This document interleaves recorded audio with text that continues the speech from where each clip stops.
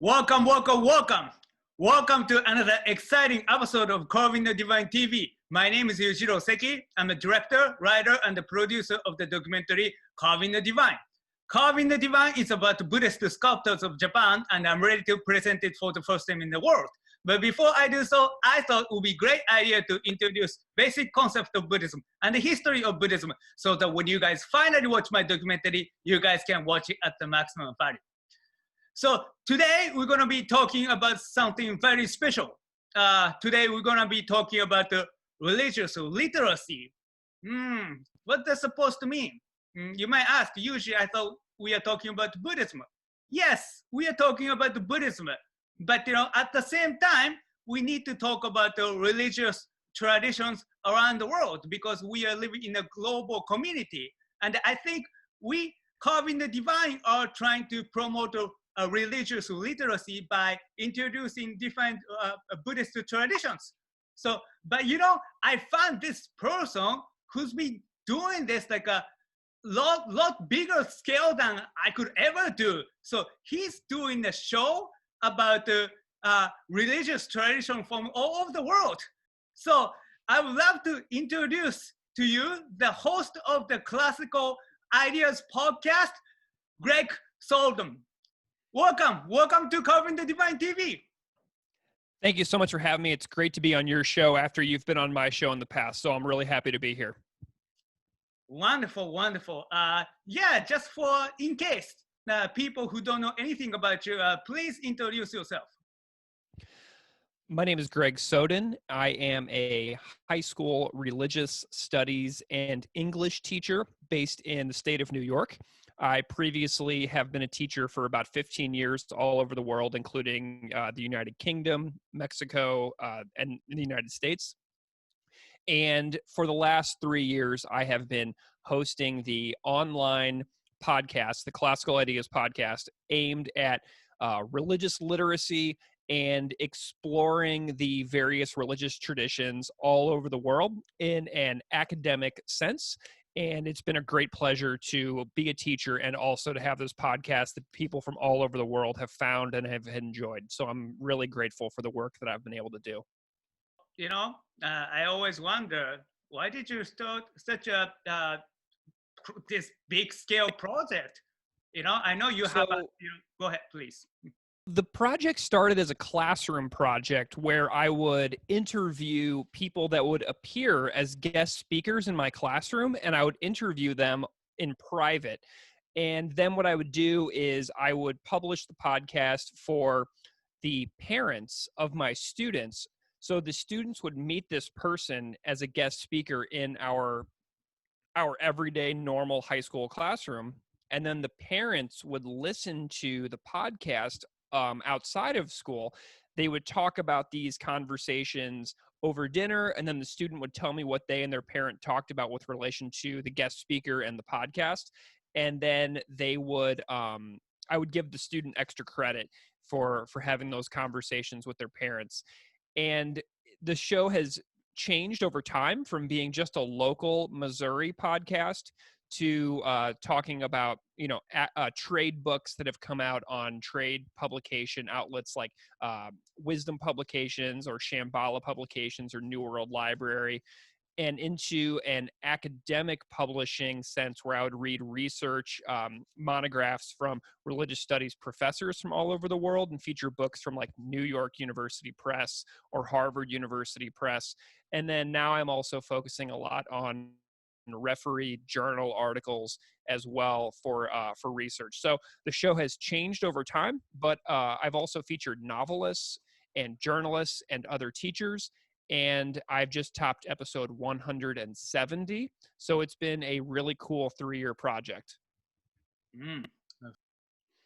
So religious literacy, first and foremost, I should say what it is not. Religious literacy is not expertise in all of the world's religions, because that is quite simply impossible. A person can spend an entire lifetime deeply studying the traditions of one religion and die still not a quote-unquote expert in all of the history, traditions, practices of a single religion, let alone all of them.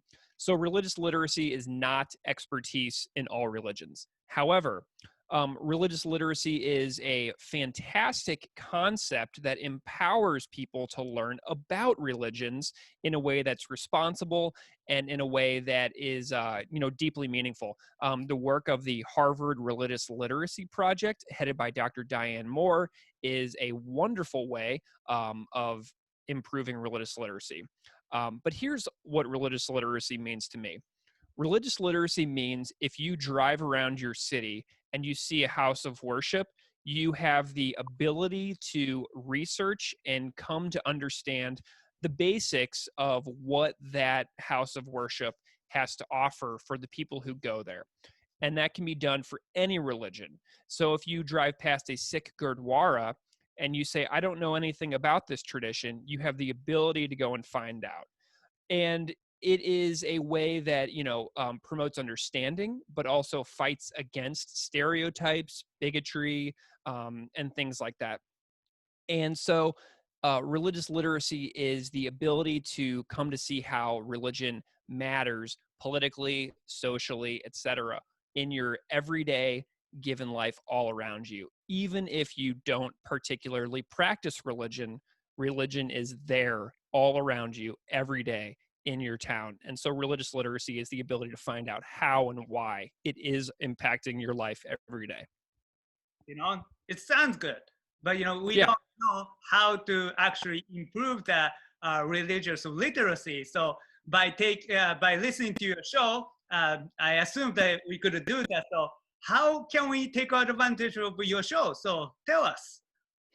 So my show, the Classical Ideas podcast, can be found by going into any podcast player like Apple Podcasts or Spotify or Stitcher, just typing in the name of the show, the Classical Ideas podcast, and the logo artwork will pop up. And when you go in, you will see that there are over 170 episodes available, and you can, first of all, scroll through the list of episodes to see the different titles that are there, and you can learn about anything. The show can be listened to in any order.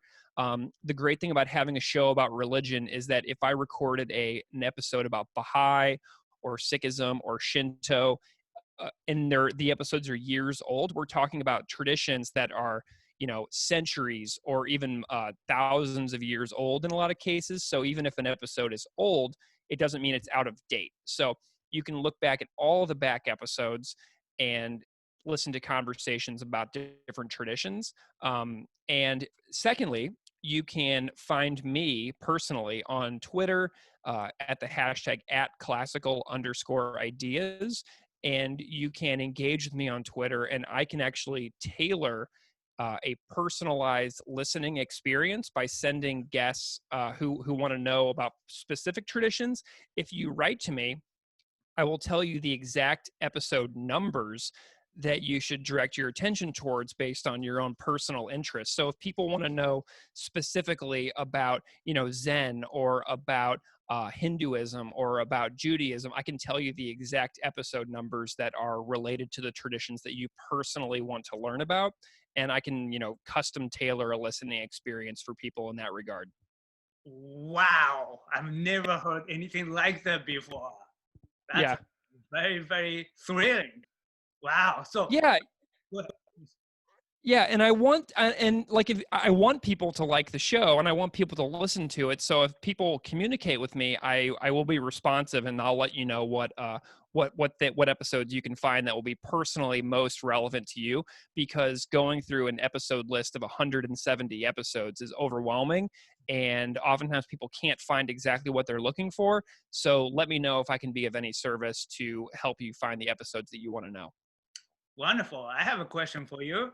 Absolutely. Yeah, so we are Carving the Divine TV, and we've been talking about the different traditions of Buddhism, and we always keep it very simple. But by now the audience they have a basic understanding of Buddhism under their belt, so it's now time for them to listen to your show.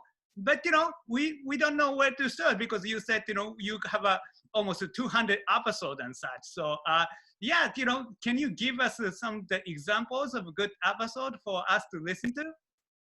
Yeah, and some of our guests overlap. So if people want to know about Buddhism in particular, for example, Mato Moroshi, who has also appeared on your show, has been on my show to talk about his Rinzai Zen practice on episode number 48.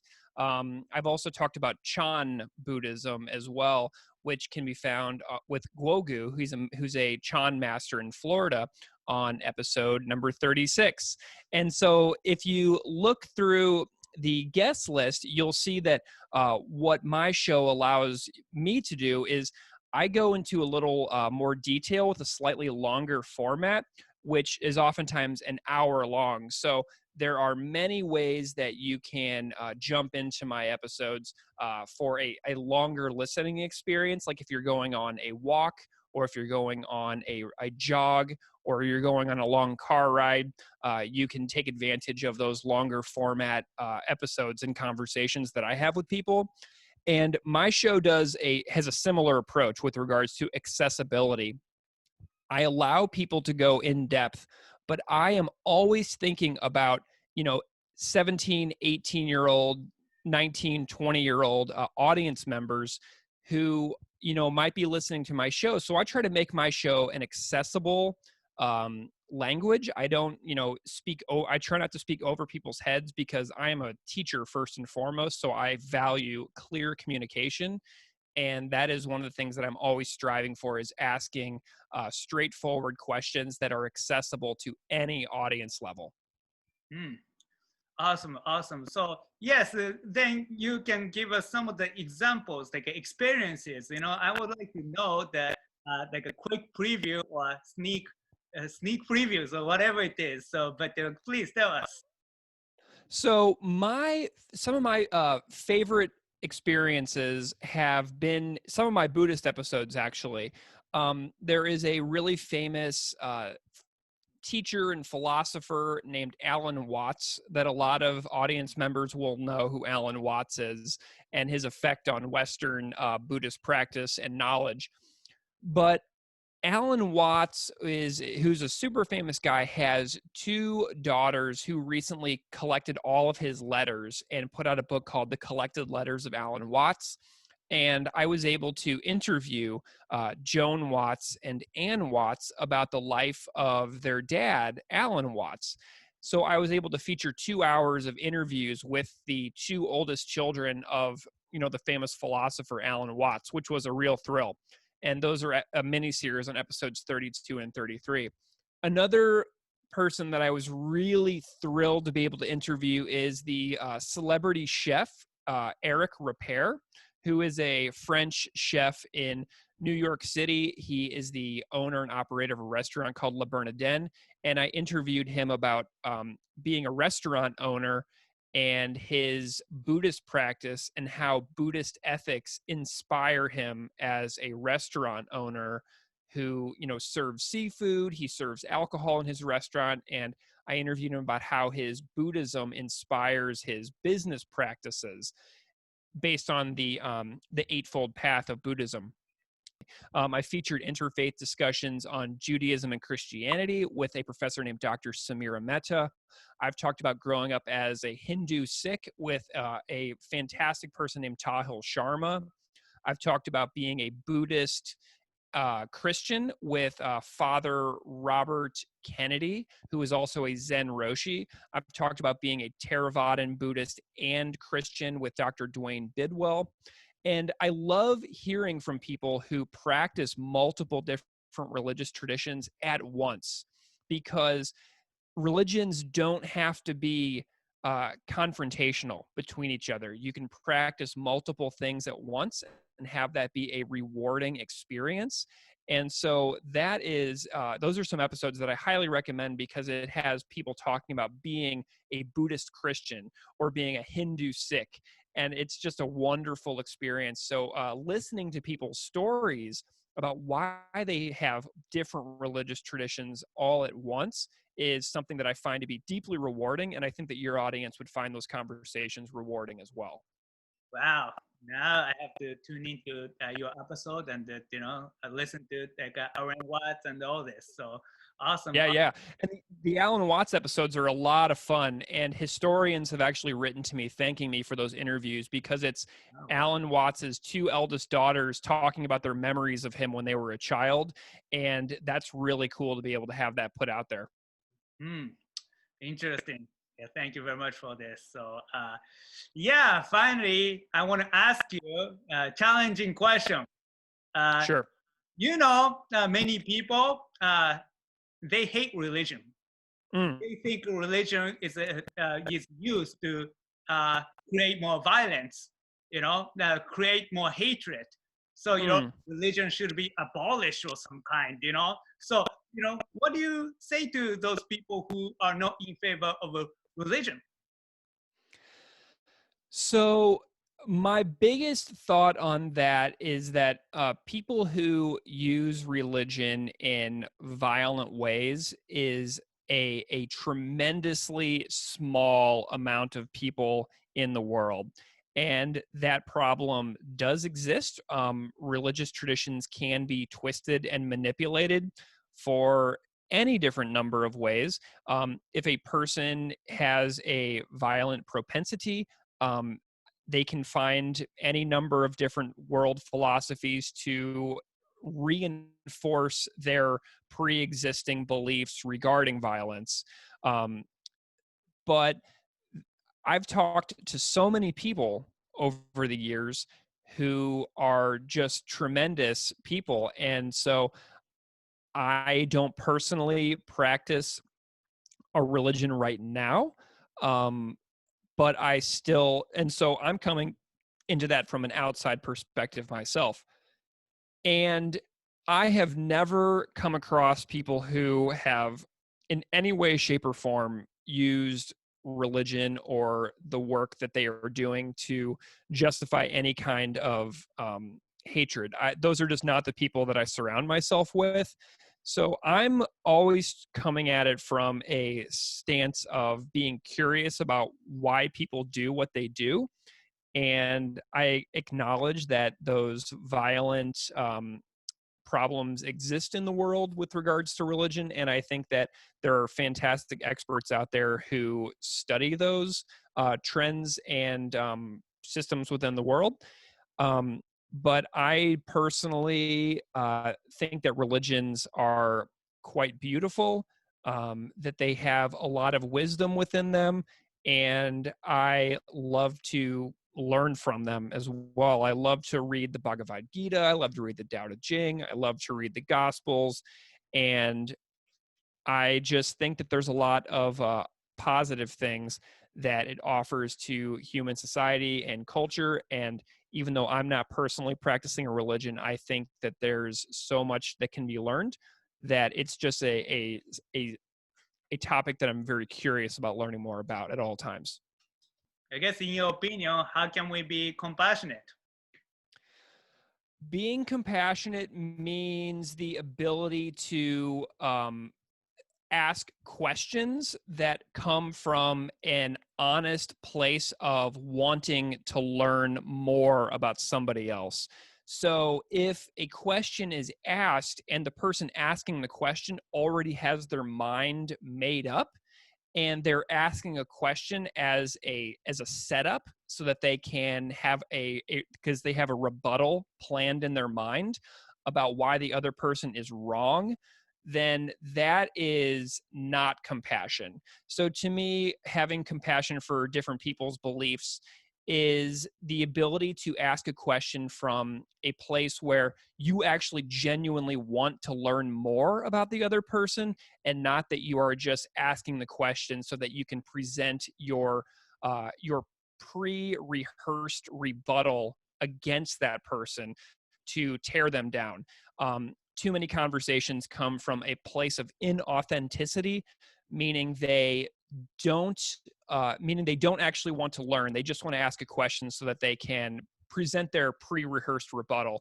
So that to me is how we can more deeply connect, is asking questions from authentic places instead of inauthentic places. And that to me is, how we can better relate to each other across different belief structures. Awesome. So, yeah, what's going on in your world right now? So, is there any exciting news that you want to share us? And also, tell us more about your social medias and website and everything you can think of. A recent project that I've finished up that I had a really good time doing was I did a collaboration series for classical ideas with the public scholarship initiative called Sacred Rights. And so if listeners go to my podcast, you can find a 9-episode mini-series that touches on everything from yoga to cultural appropriation to sex abuse crises within the Catholic Church, to how American Muslims are leaning in the upcoming 2020 presidential election. I covered a wide range of topics within that mini-series for Sacred Rights, from episode 159 through I think it was episode 167. And so I would highly recommend people check out that mini-series for a wide range of topics that I did in collaboration with the fantastic public scholarship initiative, Sacred Rights. I think that they do amazing work, and I was really happy to partner with them on that. So that is the first batch of episodes that I would suggest listeners check out, because it's such a wide range of topics within a 9-episode range that I think you'll get a really nice cross section of what my show has tried to do over the last 3 years. To engage with me personally online, you can go to the Classical Ideas website. It's just classicalideaspodcast.libsyn.com. You can go to Twitter and find me at the hashtag @classical_ideas. And through there, we can get connected. If you follow me, you can send me messages, and I'll respond to direct messages on Twitter Messenger for sure. I'm on it a lot, so I will definitely see your messages if you find me on Twitter at @classical_ideas. Wonderful, wonderful. Yes, you gave us all the information that we don't know what to do with. So let's dig in. So yes, if you guys think this information is useful, make sure to subscribe my YouTube channel, follow me on Twitter and Instagram, and like me on my Facebook, because that's how we do it in the 21st century. So thank you so much, Greg, for coming here and talk to us about your beautiful podcast, the Classical Ideas Podcast. Thank you so much. It's an honor. It's an honor. Thank you so much, Yujiro.